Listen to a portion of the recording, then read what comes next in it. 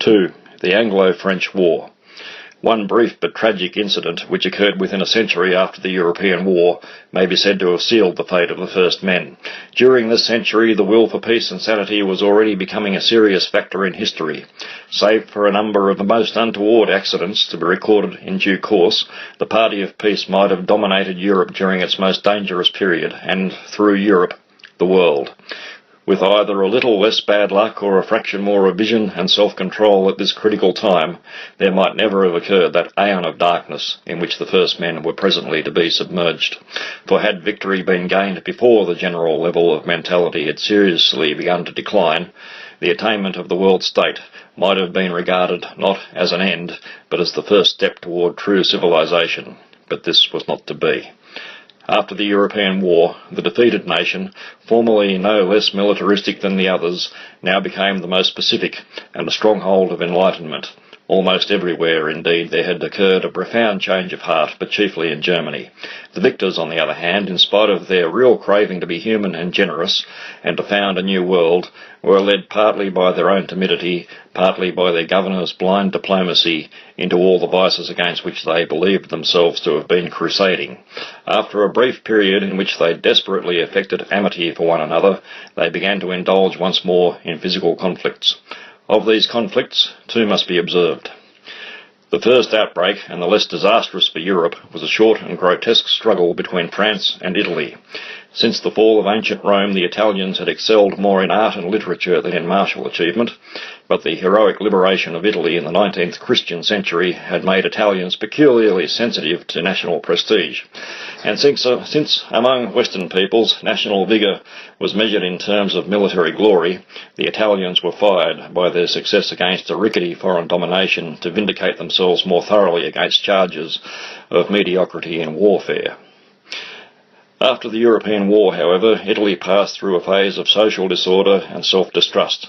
Subsequently, a flamboyant but sincere national party gained control of the state and afforded the Italians a new self-respect based on reform of the social services and on militaristic policy. Trains became punctual, streets clean, morals puritanical. Aviation records were won for Italy. The young, dressed up and taught to play at soldiers with real firearms, were persuaded to regard themselves as saviours of the nation, encouraged to shed blood and used to enforce the will of the government. The whole movement was engineered chiefly by a man whose genius in action combined with his rhetoric and crudity of thought to make him a very successful dictator. Almost miraculously, he drilled the Italian nation into efficiency. At the same time, with great emotional effect and incredible lack of humour, he trumpeted Italy's self-importance and her will to expand. And since Italians were slow to learn the necessity of restricting their population, expansion was a real need. Thus it came about that Italy, hungry for French territory in Africa, jealous of French leadership of the Latin races, indignant at the protection afforded to Italian traitors in France, became increasingly prone to quarrel with the most assertive of her late allies. It was a frontier incident, a fancied insult to the Italian flag, which at last caused an unauthorised raid upon French territory by a small party of Italian militia. The raiders were captured, but French blood was shed. The consequent demand for apology and reparations was calm, but subtly offensive to Italian dignity. Italian patriots worked themselves into short-sighted fury. The dictator, far from daring to apologise, was forced to require the release of the captive militiamen and finally to declare war. After a single sharp engagement, the relentless armies of France pressed into North Italy. Resistance, at first heroic, soon became chaotic. In consternation, the Italians woke from their dream of military glory. The populace turned against the dictator, whom they themselves had forced to declare war. In a theatrical but gallant attempt to dominate the Roman mob, he failed and was killed. The new government made a hasty peace, ceding to France a frontier territory which she had already annexed for security. Thenceforth, Italians were less concerned to outshine the glory of Garibaldi than to emulate the greater glory of Dante, Giotto, and Galileo. France had now complete mastery of the continent of Europe, but, having much to lose, she behaved arrogantly and nervously. It was not long before peace was once more disturbed. Scarcely had the last veterans of the European war ceased from wearying their juniors with reminiscence when the long rivalry between France and England culminated in a dispute between their respective governments over a case of sexual outrage said to have been committed by a French African soldier upon an Englishwoman. In this quarrel, the British government happened to be definitely in the wrong, and was probably confused by its own sexual repressions. The outrage had never been committed. The facts which gave rise to the rumour were that an idle and neurotic Englishwoman in the south of France, craving the embrace of a caveman, had seduced a Senegalese corporal in her own apartments. When, later, he had shown signs of boredom, she took revenge by declaring that he had attacked her indecently in the woods above the town. This rumour was such that the English were all too prone to savour and believe. At the same time, the magnates of the English press could not resist this opportunity of trading upon the public's sexuality, tribalism, and self-righteousness.